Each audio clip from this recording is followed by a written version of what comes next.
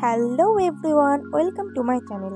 অনেক দিন পর আমি আবার একটা নিয়ে চলে এসেছি নতুন রেসিপি নিয়ে, দুর্দান্ত একটা মুখরোচক রেসিপি। চলো শুরু করা যাক।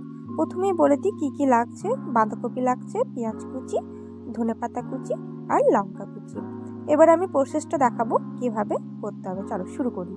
প্রথমেই নিয়ে নিচ্ছি একটা বাটিতে বাঁধাকপি কুচি, তারপরে নিয়ে নিচ্ছি পেঁয়াজ কুচি, তারপরে নিচ্ছি ধনেপাতা কুচি, তারপরে নিয়ে নিচ্ছি একটু মতো লঙ্কা কুচি। তোমরা যেমন ঝাল খাবে সেরকম তোমরা সেই অনুযায়ী নেবে।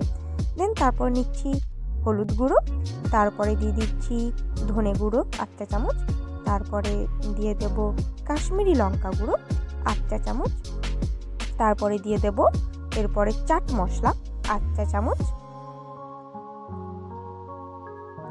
এরপরে দিয়ে দিচ্ছি ম্যাগি মশলা 8 চা চামচের মতন।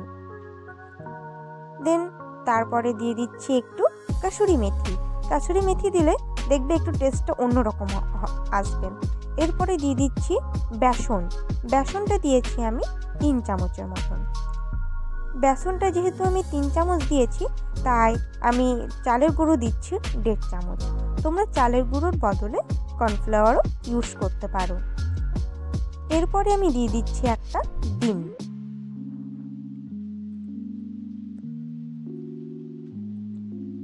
তারপরে আমি সব শেষে দিয়ে দেব পরিমাণের মতন লবণ। আমি লবণটা শেষে এই কারণেই দিচ্ছি, কারণ তাহলে পরিমাণটা বুঝতে বেশ ভালো সুবিধা হবে। বেশ এইটুকুই। এরপরে আমি এগুলোকে ভালো করে মিক্সড করে নেব। আমি কিন্তু এটাতে কোনো রকম জল অ্যাড করব না। এই যে ডিমটা দিয়েছি, এই ডিমেই ভালো করে মিক্সড হয়ে যাবে।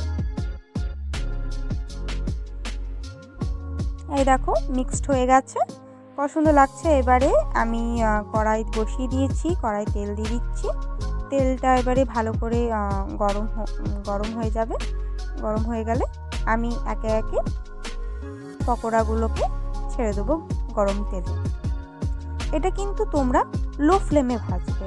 বেশি হাই করে ভাজলে কি হবে, জলদি জলদি ওপরটা পুড়ে যাবে আর ভেতরটা কাঁচা থেকে যাবে। তাই এটাকে একটু লো ফ্লেমে আস্তে আস্তে ভাজবে, ভালো মুচমুচেও হবে জিনিসটা খেতে।